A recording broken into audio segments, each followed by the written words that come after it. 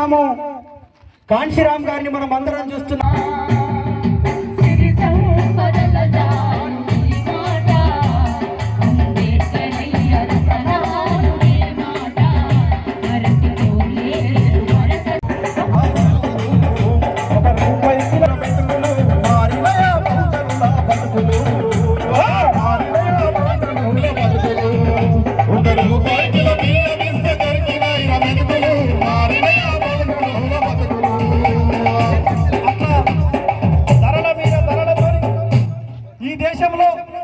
వేల కోట్లు లక్షల కోట్ల సంపదను మనకు దక్కకుండా అందుతున్నది.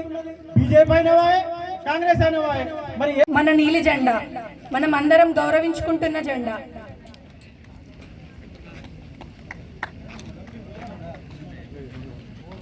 ఇప్పుడు ఎస్సీ ఎస్టీ బీసీ నాయకులు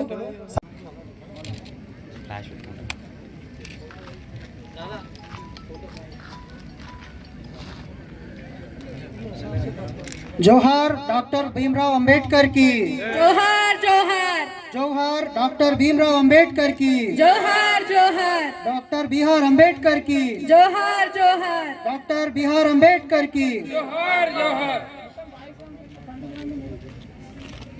जोहार महात्मा ज्योतिबा फुले की, जोहार जोहार जोहार महात्मा ज्योतिराव फुले की, जोहार जोहार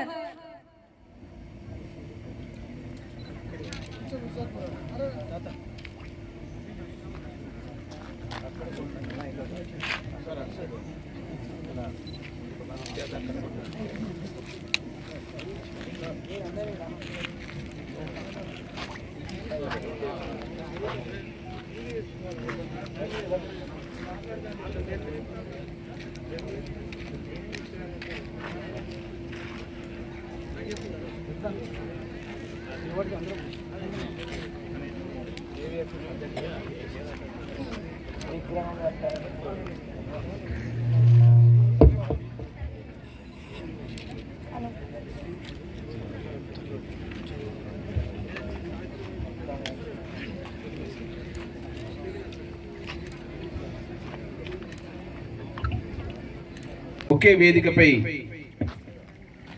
మన దేశాన్ని మన యొక్క హక్కుల సాధనకు ముందుకు తీసుకెళ్ళినటువంటి ప్రతి ఒక్కరికి కూడా నివాళులు అర్పిస్తూ ఈరోజు ఇంత చక్కటి కార్యక్రమం ఏర్పాటు చేసినటువంటి తెలంగాణ యూనివర్సిటీ జ్యోతిబా ఫులే మరియు సావిత్రిబాయి ఫులే గార్ల యొక్క ప్రాంగణంలో ఫస్ట్ టైం ఈ యొక్క తెలంగాణ యూనివర్సిటీకి రావడం జరిగింది. అలాగే ఈరోజు ఇచ్చేసినటువంటి ముఖ్య అతిథి అను అధ్యక్షులైనటువంటి విసి సార్ యాదగిరి సార్ గారు ఇంకా రానట్టున్నారు. అలాగే ఈరోజు ఇచ్చేసినటువంటి ముఖ్య అతిథి అయినటువంటి శ్రీ జీవి రాజు గారు, అలాగే ఇంత చక్కటి భావోద్వేగ ఉపన్యాసం, అలాగే మనుషుల యొక్క సంఘర్షణ ఏ రకంగా ఉంటుంది అనేది చెప్పినటువంటి అన్న అందరికీ తెలుసు. తెలంగాణ ఉద్యమం ఓయూజేఏసీ ఏర్పాటు చేసినప్పటి నుంచి ఇప్పటి వరకు కూడా ఉద్యమ బాటలు నడుస్తూ తెలంగాణ హక్కుల సాధనలో కానీ విద్యార్థుల యొక్క చదువు, అలాగే ప్రతి ఒక్క దాంట్లో ఉన్నటువంటి అన్న రాజారామన్న యాదవ్ గారికి మరియు చెన్నై అన్న, సాయిలన్న మరియు సీనన్న, ముఖ్యంగా మా శ్రీధర్ తమ్ముడు, అందరికీ ఎంతో తలలో నాలుకలో ఉన్నటువంటి మా శ్రీధర్ తమ్ముడికి కూడా ఈరోజు చక్కటి రోజు. నవయుగ వైతాళి కూడా అయినటువంటి శ్రీ బాబాసాహెబ్ అంబేద్కర్ గారు, అలాగే జ్యోతిబా ఫులే సావిత్రిబాయి ఫులే గారుల యొక్క స్ఫూర్తితో ప్రతి ఒక్కరి యొక్క జీవితాల్లో సంతోషాన్ని, అలాగే వారి యొక్క జీవితంలో నెక్స్ట్ యాక్సెస్, అలాగే నెక్స్ట్ స్టెప్స్ కు తీసుకెళ్తున్నటువంటి మన యొక్క మహనీయులందరూ కూడా మరొకసారి నమస్కరిస్తూ, నా పేరు రాజశేఖర్ అండి. నేను చార్టెడ్ అకౌంటెంట్గా ఆర్మూర్లో వర్క్ చేస్తాను. నా ప్రొఫెషన్ అది. ఈ యొక్క మంచి వాతావరణంలో బీసీ ఎస్సీ ఎస్టీ మైనారిటీలకు సంబంధించినటువంటి ఒక మంచి ప్రోగ్రాం జరుగుతుంది. మహనీయులందరినీ కూడా మనం కలుసుకునే అవకాశం ఉంటుందని చెప్పి తమ్ముడు శ్రీధర్ ఆహ్వానిస్తే నేను అనుకున్నాను.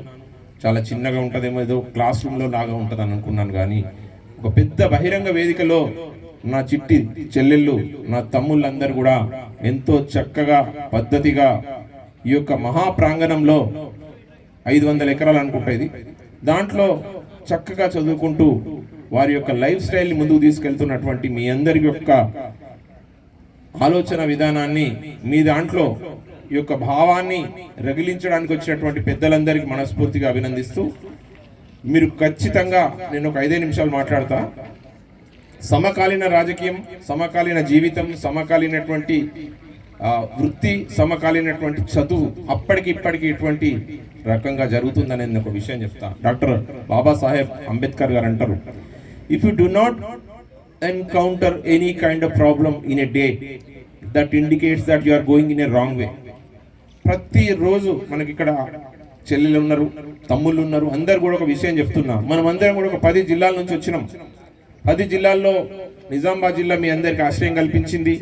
ప్రతి ఒక్కరు కూడా ఎంఎస్సి కానీ, ఎంబీఏ కానీ, ఎంసీఏ కానీ, లేదంటే టెక్నికల్ కోర్సెస్ కానీ, otherwise M pharmacy, B pharmacy సంబంధించింది కానీ, ఎంఎడ్ కానీ, బిఎడ్ కానీ కోర్సెస్ ఉన్నట్టు నాకు అనిపించింది. ఇక్కడ ప్రతి ఒక్కరి యొక్క ఆలోచన విధానం, ఇక్కడికి వచ్చినటువంటి ఈ సాయంకాలం పూట భోజనం చేసి వచ్చి కూర్చున్న తర్వాత ప్రతి ఒక్కరికి తన కుటుంబం గుర్తుకొస్తుంది.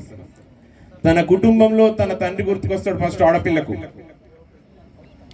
ఇక్కడ ఉన్నటువంటి తమ్ముళ్ళందరికీ కూడా తన యొక్క కుటుంబంలో ఉన్న ప్రతి ఒక్క వ్యక్తి గుర్తుకొస్తాడు. నేను ఇక్కడికి ఎందుకు వచ్చాను, నేను ఏం చదువుకోవాలా, నేను ఏం చదువుకుని తర్వాత నేను ఈ దేశాన్ని కానీ, నా యొక్క కుటుంబాన్ని కానీ, నా యొక్క సమాజానికి నేను ఏ రకమైనటువంటి మెసేజ్ ఇవ్వాలనుకుంటున్నాను. ఇక్కడ కూర్చున్నటువంటి పిల్లలందరి యొక్క వివిధ జిల్లాల నుంచి వచ్చినటువంటి ఉన్న వ్యక్తులందరూ నేను చూస్తున్నా. ఈ యొక్క యూనివర్సిటీలో చదువుతున్నటువంటి పిల్లలందరూ కూడా ఎస్సీ, ఎస్టీ, బీసీ, మైనారిటీ వాళ్ళే చదువుకుంటున్నారు తప్ప క్రీమీ లేయర్ కానీ అప్వార్డ్ ఉన్నటువంటి ట్రెండ్లో ఉన్నటువంటి ఎవరు చదువుకోవట్లేదు. దానికి కారణాలు నేను విశ్లేషించుకోదలుచుకోలేదు. మనకున్నటువంటి బతుకులు, మనం ఇంటికి వెళ్తే చిన్న ఇల్లు, మన ఇంట్లో 2 రూమ్లు, నాన్న పని చేస్తే కానీ, అమ్మ పని చేస్తే కానీ గడవని రోజులలో మన మీద ఒక బాధ్యతాయుతమైనటువంటి గురుతరమైనటువంటి బాధ్యత మన మీద సమాజం నెట్టబడింది. ఫస్ట్ ఏదైనా కానీ నా తర్వాతనే మిగతా అంతా కదా, మరి ఇక్కడ మీ తర్వాతనే మిగతా అంతా అన్నప్పుడు మీరు హ్యూమానిటీస్ కోర్సెస్ కానీ, లేదంటే ఈ కోర్సెస్ చదివిన తర్వాత మీరు జీవితంలో సెటిల్ ఎట్లా అవుదామో అని అనుకుంటున్నారు. కానీ this is not the settlement. ఏదో 15,000, 20,000, 25,000, 30,000 లెక్చరర్ కోర్సో, లేదంటే ఇంకేదో చేసి టెక్నికల్ కోర్సెస్లో అసిస్టెంట్గా పోదామా, లేదంటే దుబాయ్ పోదామా, లేదంటే కువైట్ పోదామా, లేదంటే అమెరికా పోదామా అనే ఆలోచనల వారికి ఆగిపోతుంది. ఇక్కడ ఉన్నటువంటి వ్యక్తులందరి యొక్క స్థితి ఒక 100 సంవత్సరాలు, 70 సంవత్సరాలు వెనుకకు వెళ్ళి చూస్తే స్త్రీకి విద్య లేదు, స్త్రీకి ఆస్తి హక్కు లేదు, స్త్రీకి ఎటువంటి సమాజంలో గౌరవ మర్యాదలు లేవు. అన్న చెప్పినట్టు ఇందాక అంత చెప్పిండ్రు. నేను చెప్పాల్సిన విషయం ఏంటంటే అప్పటికిప్పటికి చాలా చేంజెస్ వచ్చినాయి. కానీ దళితులు, బీసీ, ఎస్సీ, ఎస్టీ, మైనారిటీలకు రావాల్సినటువంటి తమాషా, మేమెంతో మాకంతా అనేది ఎక్కడా లేదు. విద్యలో లేదు, ఉద్యోగాల్లో లేదు, చట్టసభలలో లేదు, ఎటువంటి రిజర్వేషన్లు కూడా కరెక్ట్ వేలో అనౌన్స్ అవుతలేదు. అన్న నేను ఒక చిన్న మాట చెప్తా మీ అందట్లో. ఈ మధ్య 33% మహిళలకు రిజర్వేషన్లు అనే అంశాన్ని బయటకు తీసుకొచ్చారు.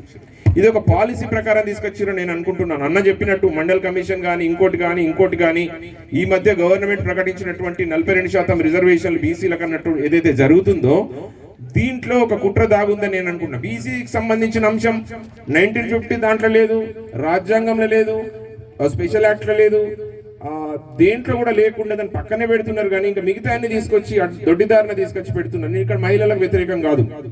మహిళలు అంటే మన అక్క చెల్లెలు, మన అమ్మలు, అందరికి సంబంధించినటువంటి ఈ జీవన విధానంలో వారు మనతో పాటే ఉన్నారు. కానీ ఈ 33% అందులోకి మెల్లగా ఇండైరెక్ట్ గా జొప్పించి మనకు రావాల్సినటువంటి బీసీలకు సంబంధించినటువంటి రిజర్వేషన్లు కానీ ఇంకెక్కడ కూడా దాని ప్రస్తావన తీసుకురావడానికి కానీ, లేదంటే మరుగున పరచడానికి జరుగుతున్నట్టు ఏర్పాట్లు జరుగుతుంది. ఈ మధ్యన చెప్తున్నారు 19వ తారీఖు నెక్స్ట్ మంత్ ఈ యొక్క బిల్ పాస్ కావడానికి ఏదో జరగబోతుంది.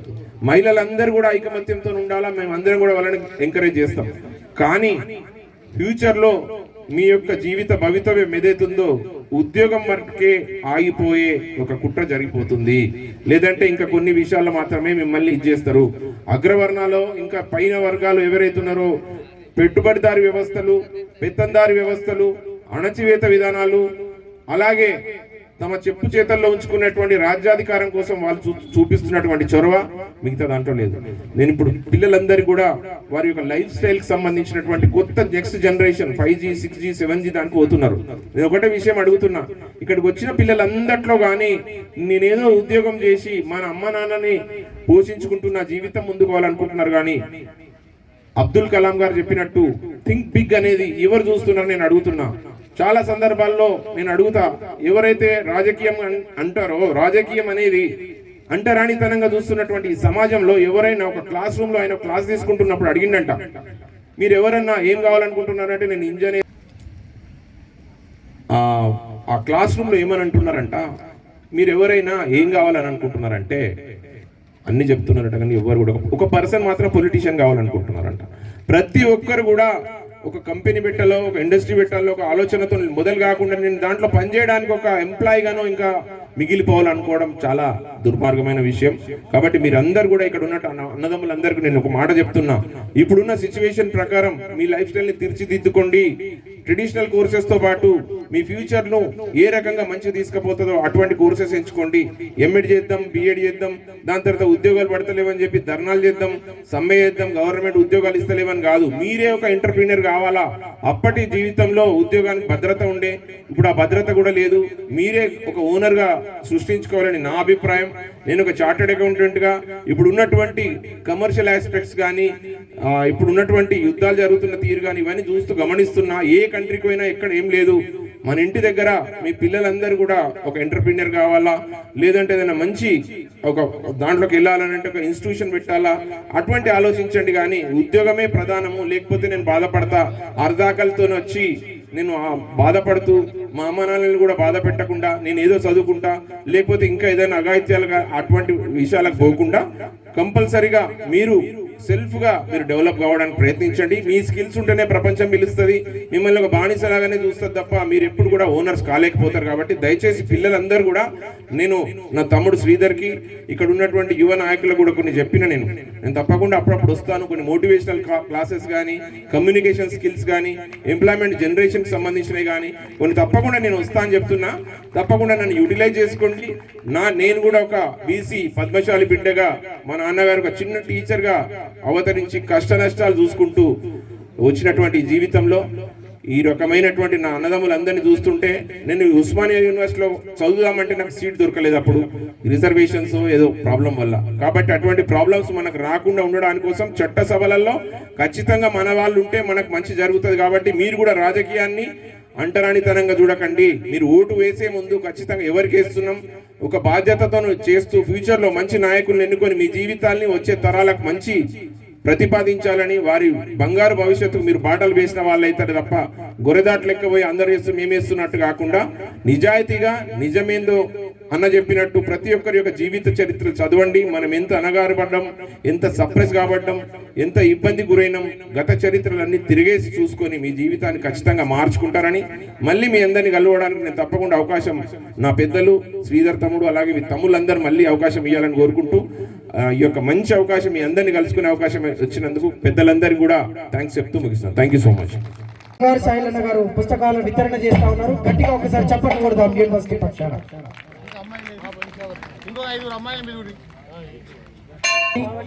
అట్లాగే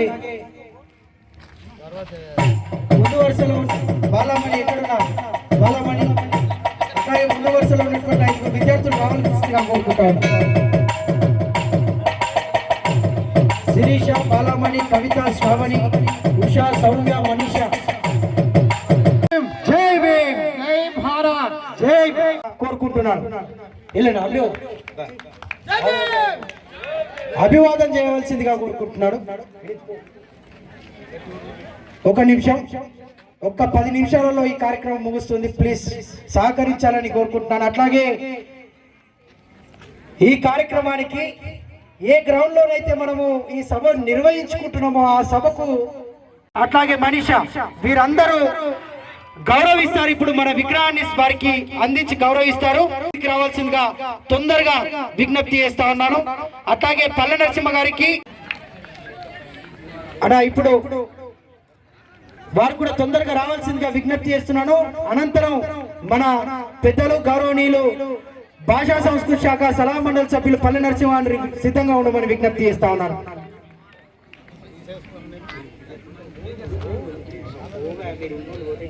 ఇప్పుడు తమ్ముడు రమణ పాట పాడతాడు. దాని తర్వాత మన మరో అతిథి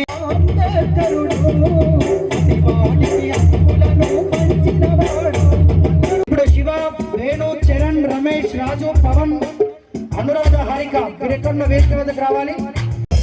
అన్న చార్టెడ్ అకౌంట్ రాజశేఖర్ అన్న వేరేస్ గోపిచంద్ తొందరగా కుంట సీన్ మైక్ ఇయ్యాలా, మీరు బంద్ చేయదేవి.